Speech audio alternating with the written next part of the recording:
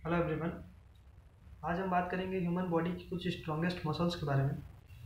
देखिए, strongest muscles मतलब क्या? वो मसल्स जो बॉडी में सबसे स्ट्रॉन्ग है। तो हम स्ट्रॉन्ग किस बेसिस पे बोल रहे हैं, तो वो हमको सबसे पहले जानना पड़ेगा। इसका एक वर्ड में कोई आंसर नहीं है कि कौन सी मसल स्ट्रॉन्गेस्ट है। देखिए, हमको समझना पड़ेगा कि हम किस बेसिस पे स्ट्रॉन्ग बोल रहे हैं। जैसे कि उसकी डायनेमिक स्ट्रेंथ, स्टैटिक स्ट्रेंथ, या रेजिस्टेंस ऑन फैटीग, या फिर मतलब कि उसके रेपिटेड मैक्सिमल्स, मतलब कितनी ज़्यादा बार और कितनी जल्दी स्मूथली वो वर्क कर पा रही है, उसके बेसिस पे स्ट्रॉन्गेस्ट बोल रहे हैं या किस बेसिस पे बोल रहे हैं। तो देखिए, जो मसल्स है बॉडी में, वो बहुत सारी मसल्स स्ट्रॉन्ग हैं। तो आज हम कुछ मेजर मसल्स की बात करें जो टॉप पे हैं, जो टॉप पे स्ट्रॉन्ग मसल है बॉडी की, जिनका रेगुलर काम लगा ही रहता है। तो देखिए, सबसे पहले बात करते हैं हम एक्सटर्नल मसल्स ऑफ द आई की। तो ये जो आई की एक्सटर्नल मसल्स हैं, आई की एक्सटर्नल मसल्स, तो इनका काम क्या है? इनका काम है कि देखिए, जब जब भी हम हेड मूव करते हैं, या राइट या लेफ्ट, कुछ भी अप एंड डाउन, अरे हेड को रोटेट करते रहते हैं मूवमेंट में, वॉकिंग में। तो जब भी हेड हेड मूव करता है, तो हमको अपने आई को एडजस्ट करना होता है उसके अकॉर्डिंगली। जैसे अगर हमारा हेड इधर गया, तो हमको इधर देखना भी ऐसा पड़ेगा कि क्या हो रहा है, क्या हो रहा है। तो एक कोऑर्डिनेटेड वे में मूवमेंट होना बहुत ज़रूरी है हेड के साथ आई का। तो वो कराती है हमारी एक्सटर्नल मसल्स ऑफ द आई। तो जब कभी भी हम लिखते हैं या पढ़ते हैं, तो अगर हम 1 घंटे कम से कम पढ़ रहे हैं, तो उसमें 10,000 बार कोऑर्डिनेटेड मूवमेंट होता है।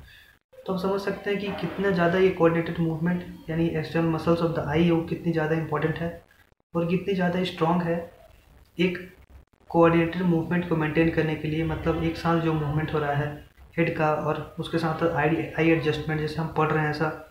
तो कोई अगर हम बुक कॉपी सब पढ़ रहे हैं, तो हमारे साथ साथ आई ऐसे तुरंत तुरंत जल्दी जल्दी बिल्कुल स्मूथली वर्क कर रही है, तुरंत लेफ्ट राइट मूव कर रही है। इसमें अलग अलग मसल्स हैं। जैसे अगर हमको लेफ्ट मूव करना है, तो वो लेटरल रेक्टस करती है। अगर मीडियली मूव करना है, तो मीडियल रेक्टस करेगी। ऊपर देखना है, तो सुपेरियर ऑब्लिक करेगी। तो नीचे देखना है, इंफीरियर ऑब्लिक करेगी। तो ऐसे अलग अलग मसल्स है आई की। तो इसको बोलते हैं एक्स्ट्रा ओक्यूलर मसल्स। वो 3 4 5 ग्रुप की मसल्स हैं जो इकट्ठी मिल करके एक साथ मूवमेंट कराती हैं। दूसरी आती है मैसेटर मसल्स। मैसेटर मतलब ये जॉ की मसल होती है, ऐसे यहाँ पे रहती है। मैसेटर जैसे नाम ही है वैसे मैसेटर मतलब मार खाना। तो जब कभी किसी को चांटा पड़ता है, तो वो कहाँ पड़ता है? मैसेटर मसल पे पड़ता है। तो मैसेटर मसल देखिए अब इतनी स्ट्रांग है कि इसका अंदाजा आप ऐसे लगा सकते हैं कि मैसेटर मसल जो है, वो ये जो टीथ है, इसको बाइट कर सकती है 25 kg इंसीजर टीथ से, और 90.7 kg मोलर जो पीछे का टीथ है, उस टीथ से 90 kg तक एक फोर्स जनरेट कर सकती है किसी को, मतलब टीथ को क्लोज करने में। 90 kg तक का मोलर टीथ और 25 kg तक का इंसीजर टीथ के साथ मैसेटर, और उसके एक्सेसरी मसल्स जो हैं, अलग अलग मसल्स जो मूवमेंट में, मतलब जॉ के मूवमेंट में जो मदद करती हैं, उसके साथ इतना फोर्स एक्सर्ट कर सकती है। अब वो एक्सेसरी मसल्स कौन कौन सी है जो जॉ मूवमेंट कराती है? वो है लेटरल टेरिक्वाइड, मीडियल टेरिक्वाइड, टेम्पोरलिस, उसके साथ मैसेटर। तो ये 4 ग्रुप की मसल्स हैं जो मसल्स ऑफ मैस्टिकेशन, यानी ये जो चिविंग मूवमेंट होता है, चबाने का काम, ये सब कराती हैं। थर्ड जो मसल आती है हमारी टंग। टंग एक बहुत ही स्ट्रॉन्गेस्ट मसल है बॉडी की। टंग जो है बहुत ही स्ट्रॉन्गेस्ट मसल है बॉडी की, जो कि एक एंड से फ्री है। आप देख सकते हैं, एक एंड से फ्री है, दूसरे एंड से कनेक्टेड है। तो टंग का क्या काम क्या है कि टंग का वैसे तो टॉन्सिल्स वो रहते हैं जो कि लुब्रिकेट करते हैं, जर्म्स को मारते हैं, माउथ को लुब्रिकेट करते हैं, सलाइवा प्रोड्यूस करना। अब टंग एक इतनी मतलब स्ट्रॉन्ग मसल है, टंग और हार्ट, जो कि कंटिन्यूसली मूव करती रहती है बॉडी में। और आप देख सकते हैं कि जब हम सोते हैं जब भी, तो टंग का क्या काम है कि थ्रोट को लुब्रिकेट करना, उधर सलाइवा पहुंचाते रहना। और सॉलोइंग में टंग का बहुत ही बड़ा रोल होता है। जब हम बात करते हैं, किसी से बोल रहे हैं, स्पीच में बहुत बड़ा रोल है, सॉलोइंग में, निगलने में, और चबाने में, चिविंग में। तो ये सब बहुत ही मेजर रोल है टंग का। उसके बाद आती है हमारी हार्ट। तो हार्ट एक बहुत ही स्ट्रॉन्गेस्ट मसल है जो कि मल्टीपल लेयर्स बनी है। हार्ट कॉन्ट्रैक्ट करती है continuously through out the life. जब से हम बॉर्न करते हैं, बचपन से लेकर हमारी ज़िंदगी जब तक अगर लाइफ स्पैन, पूरे लाइफ स्पैन में हार्ट जो है कंटिन्यूसली बीट करते रहती है। तो एक इंसान के पूरे लाइफ में, ये एक फैक्ट है कि एक इंसान के पूरे लाइफ में कम से कम हार्ट इतना कैपेबल है कि 3 बिलियन टाइम्स वो बीट कर पाए, और 9450 लीटर्स ब्लड रोज प्योरीफाई करती है कौन, हार्ट। उसके बाद पर मिनट अगर देखें कि मतलब पर बीट, एक बीट पे कितना ग्राम ब्लड निकलता है, तो 71 ग्राम ऑफ ब्लड एक बीट, यानी जब हार्ट एक बार कॉन्ट्रैक्ट कर रहा है, जो लब डब का साउंड आ रहा है, उस 0.8 सेकंड के कार्डियक साइकिल में जो एक बार हार्ट बीट किया, उस बीट में जो हार्ट है वो 71 ग्राम ऑफ ब्लड को पंप करता है। वैसे पंप किया तो इधर से जो आर्टरीज है उधर से, इधर से हाथ में, इधर से ऊपर, इधर से नीचे, तो पूरे बॉडी में सर्कुलेट हो गया कौन, कितना, 71 ग्राम ऑफ ब्लड। उसी स्पीड, जिस स्पीड से ब्लड बाहर जाता है उसी स्पीड से ब्लड अंदर भी आता है, और सुपीरियर इन्फीरियर वेना कावा के द्वारा और एओर्टा से पूरे बॉडी में फैल जाता है। तो ये हार्ट के बारे में था, जो कि बहुत स्ट्रॉन्गेस्ट मसल है। उसके बाद आती है मसल्स ऑफ यूरेटर।